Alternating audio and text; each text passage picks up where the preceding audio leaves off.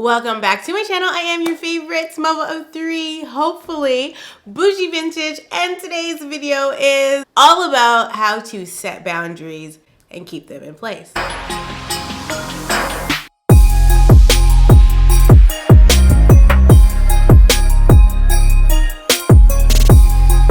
As you know, over the last few months, I've been sharing a lot about my last relationship and how it kind of came to an end. Not kind of, girl, it did. How it came to an end.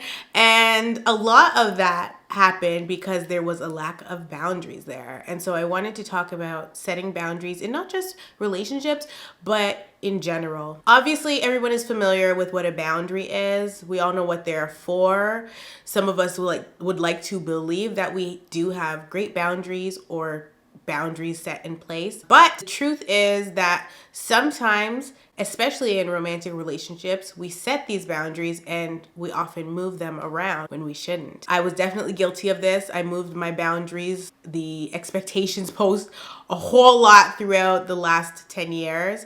And I'm finally at a place now where I can look back at my relationship and see, well, damn, girl, you were doing a little bit too much moving of the boundary post. Before I jump right into the video, I want to shout out to my members. You're obviously watching this video during Vlogmas, so Merry Christmas to you, or Happy Holidays, whatever you celebrate during this time. I hope you're all well. But to my members, girl, I love you and I thank you.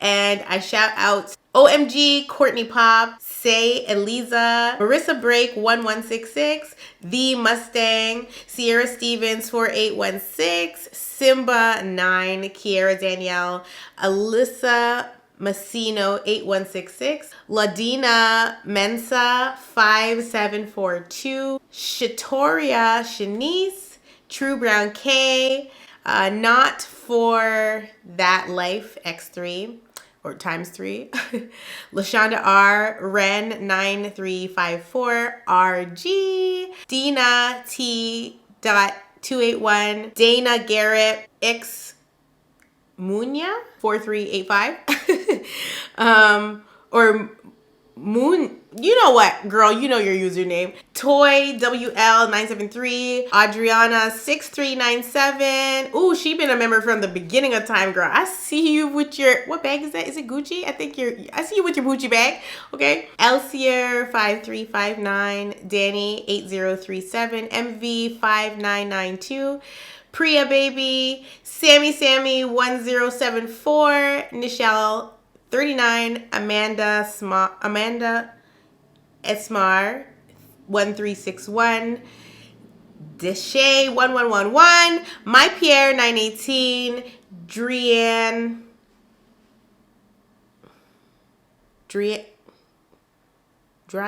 girl,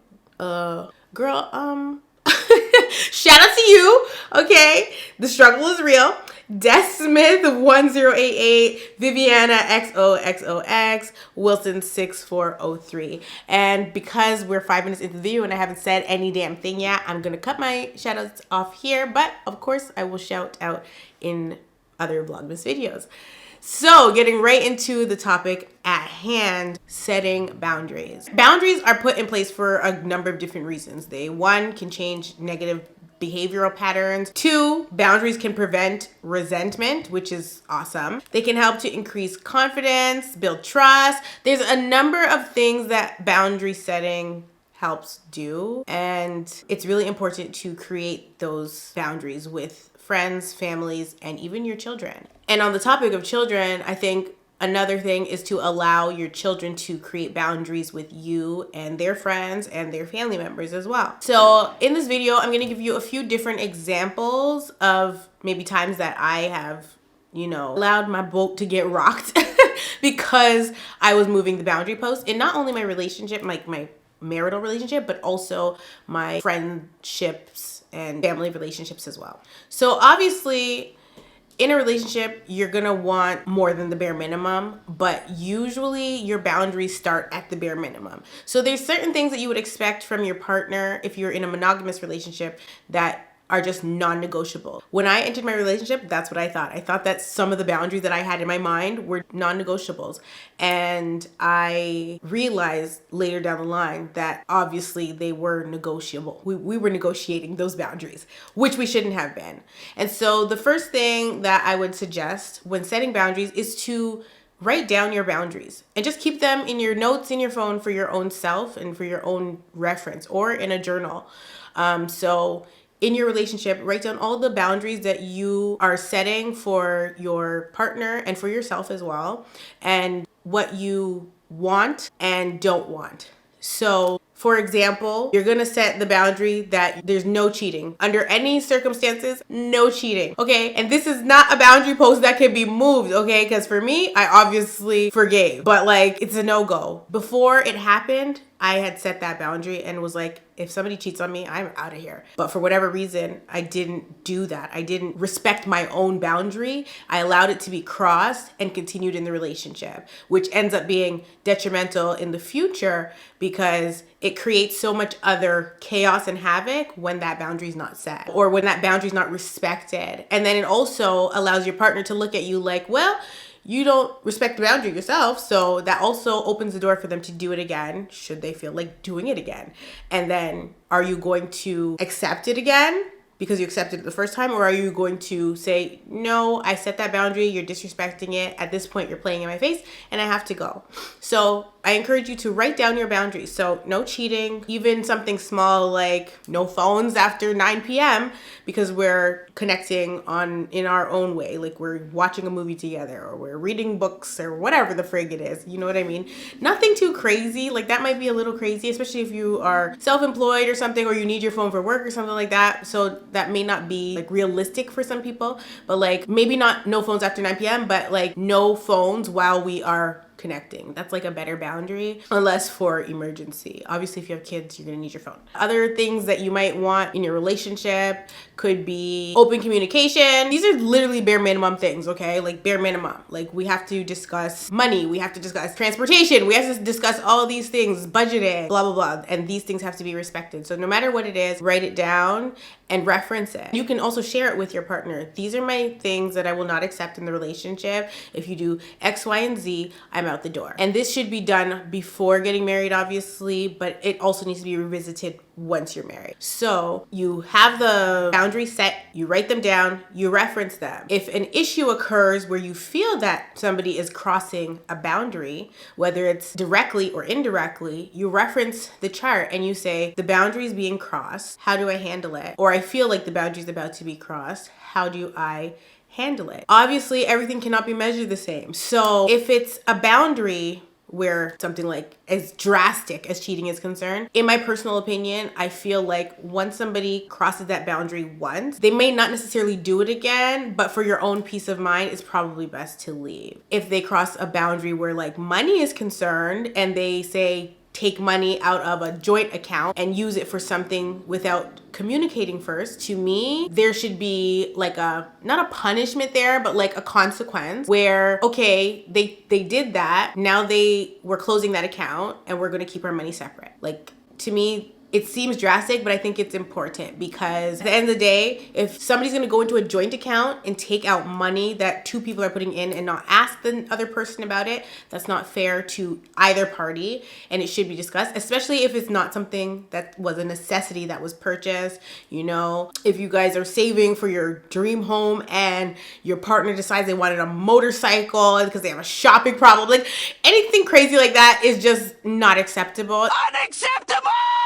And they either have to return the bike if they can and put the money back, or they lose complete access to the joint account and will now have to come to you directly communicating about what they need money for outside of their own money, you know? And so those are just ways to combat crossing boundaries, and then it won't happen again because, well, one, there ain't no joint account, but two, Nobody wants to have to do that. You don't want to have to go to your partner and be like, hey, can I borrow some money? Like, nobody wants to do that. But you have to be able to set those boundaries. So if you had put down on the boundary setting list, we cannot spend money out of the joint account without discussing first, no matter what it is. Even if it's for one damn French fry from McDonald's, okay? We have to discuss the joint account, right? And obviously, if you want to use the joint account to go buy McDonald's, you're going to put the $5 back in the joint account immediately. Because that's the other thing too. Like, you might need to use a joint account because it has a higher spending limit in on a daily basis versus your personal account, and then you just take the money later out of your personal account and put it back into the joint account, because that's completely different, okay? But if somebody just takes the money and then runs off into the damn night with it and did whatever the hell they want to do with it, and there's no money to replace it, that's not okay. Boundaries crossed. They need to be reprimanded, okay? So those are just examples for a marital or dating relationship, okay? Where friends are concerned, usually your friends cross boundaries in other ways. So you don't live with your friends, you don't live with your other family members perhaps, but people still tend to cross boundaries with you. So you may have a sibling or a friend, best friend, whoever that you are really cool with, and they ask you to borrow money. And if you say, sure, how much do you need? And they say, oh, well, just $100. And you're like, okay, cool, I'll give you $100. When you're gonna give it back to me? And they tell you they're gonna give it back to you on Friday. And you're like, okay, cool. Sign a promissory note, even if it's just for $100, okay? Judge Million always says, if there's a piece of toilet paper and a crayon, sign it. And make sure that you get your $100 back. Now, the whole rule about lending people money is that you do not lend anybody any amount of money that you're not willing to give away. Because a lot of times, if somebody's borrowing money from you, when their next paycheck comes, they got other obligations and they don't want to pay you back. They're giving you the runaround, okay? It's happened to the best of us. Okay, I've seen it. I've experienced it many times, because I've had boundaries that I've set and I've allowed people to take advantage of me in that way, because I'm like, oh, they're on hard times, whatever, which is not good. So in my own personal experiences, when people have come to me and asked to borrow money, I always oblige them, you know. And if I have history with the person, I may say, okay, when are you gonna give it back to me? And they give it back to me on the day that they say, and I'm cool. So that if they come to me next time, I will lend it to them. However, I've been in these situations where somebody will borrow money from me, and then on their payday, they'll pay me back. And then the next week, they'll come back to me again and ask to borrow the money again. And so when I see that that's happening like 3-4 times, I have to say to the person, I am not a payday loan, okay? This is not the payday loan. If you need a payday loan, you need to go over there to the money market, because you're not going to use me as a payday loan place, even if they are paying you back. Because sometimes it's happened where they have the intent to pay me back, but then they're robbing Peter to pay Paul, so they can't pay me back. And then even if it's just $100, I'm got my bread. I still need my money back. So I'm not gonna press them for it, but I'm just gonna take note, okay, this person is not allowed to ask me for money anymore. And if they do come and ask me, I'm gonna tell them, unfortunately, I can't help you out this time. And that's it, that's the boundary. If they ask you why, you say, I don't really have to explain myself to you, and you leave it at that. If they decide they're not gonna talk to you anymore because you won't let them borrow the money, that's great. That's great. Another one bites the dust. Like, bye, see you never. I'm not a payday loan place. And other ways friends or family members can cross boundaries with you is if you ask them to not do something and they do it anyway. You know, I've experienced this a lot. And you're like, what the hell is wrong with you? Where do they do that at? Okay, and it could be something simple, like, I don't freaking know. If you have a roommate, say, and you let them borrow your car once, and then the next time they want to use your car, they don't ask you, you're sleeping, so they just take your key and they take your car without asking you first. That is a boundary crossing. And you, one, have to address it, but then two, you can't leave your car key out now, because now you don't know if your roommate's just gonna take your car. Like, what if you got into an accident? I find out you don't have a license or a valid license that you should even be driving. Like, messing up my insurance, all kinds of things can go wrong in situations like that. So it's just like, you have to set that boundary, address the person and be like, you crossed a boundary. I didn't like it. Please don't do it again. And if they do it again, well, you could call the police if you want to. They stole your car, like literally off of your parking lot. They stole your car. You didn't give them permission to drive it. Now they're in an accident. What are you supposed to do with that? Your insurance is going up. Maybe you didn't even have insurance to begin with. That's on you. But either which way, it's one thing if you're gonna do that risk and drive your car with no insurance. First of all, if you're doing that, ma'am, get it together. But if you know, sometimes people fall on hard times and they like have a lapse in insurance or wherever the case may be. The fact of the matter is, if you don't set that boundary, the person is bound to do it again. Some people just don't care, right? And so you have to watch who is around you, who's in your corner, because not everybody is going to respect the boundaries that you set. Now, if you have children and you set boundaries with their caregivers, you set boundaries with your other family members where your kids are concerned, with your parents, with their grandparents, whoever you're setting boundaries with where your kids are concerned, those people need to respect those boundaries. If the people that you are allowing your children around cannot respect the boundaries that you set in place for your children, then they do not get access to your children, because at the end of the day, At the end of the day, just did what you arguing about. You ain't no end of the day, bitch. We put the boundaries in place to help, not to hurt. So boundaries are put there to keep safe, to also show and teach children what healthy boundary setting looks like. So if I tell my children, hey, you're not allowed to use your iPad between 4 and 6 because I want them to play with each other or like be active in other ways, play with Play-Doh girl, do stuff that normal kids do. You know, these new kids is all iPads and that's it. If I set that boundary and I see my kids trying to go for their iPads between those times, obviously this would more work with older kids, right? Because my kids don't know what the hell 4 and 6 is. But if you set that boundary and say no iPad, like right after school, there's no iPad time. Between 4 and 6, you need to do your homework, whatever it is. And you see that your child is like, F that, I want to use my iPad. It's 5 o'clock, I'm bored. I want to play freaking Tap Tap Revenge or whatever the frig, I don't know. Obviously, you would have to punish your child by taking the iPad away and maybe keeping it for a week. And they'll understand what the heck it is to set a boundary and respect a boundary. Now, with little kids, what you can do is lock the iPads away during that time and pull them out and get them into a routine so that they understand what the boundaries are. There's no iPads between 4 and 6. If you don't see your iPad anywhere around the house, it's because mama done locked it up between 4 and 6. At 6 o'clock, we pull it out. If you want to use it, you can. If you don't want to, if you still don't want to use it, you don't have to. You know what I mean? But that's setting a boundary for your children. Another boundary I set with my own kids is no dessert, nothing sweet before dinner. My kids love sugar. Oh my God. They love cake, cookies, ice cream, candy. First of all, me too. Okay, so shout out to them. But we try to set those boundaries, or we say one sweet thing for the day. So if you had your sweet thing at 11 o'clock a.m. because you were so desperate for your sweet thing, come dinner time and lunchtime, you're not having another sweet snack. You could go cry in the car, ma'am. Go cry in your little Rolls Royce in the basement, or your Range Rover, because you're not getting another sweet thing. And they will tantrum and they will be upset, but eventually, through habit and setting those boundaries, they'll understand, well, if I have it now, I can't have it later. That's a boundary, and they're going to respect it. And then when it comes to your children setting boundaries, and I know I didn't give an example for like setting a boundary for a parent. Biggest one for me, no kissing my kids on the mouth. No kissing my kids on the mouth, okay? Don't kiss my kids on the mouth. We don't know you, ma'am. We don't know where your lips have been. Get out of here with that, okay? Like, there's some people my kids are gonna kiss on the mouth, okay? Their parents, obviously, they're gonna kiss us on the mouth. And my mom, probably. Like, that's about it. If they're sick, which they are sick all the time now because of school, that's another day, video for another day. I'm tired of it, okay? They woke up with pink eye this morning. Like, I'm over it. School has been... Anyway, with that, girl, I'm about to get to ranting. The coughing, sneezing, nasty, runny, boogery noses. 3 weeks out of every month is unfair, unjust. I am suing whoever. I'm suing the weatherman at this point because this is not right. But even me, I'm under the weather too. But it is what it is. Anyway. So when my kids are sick, we encourage no kissing on the mouth.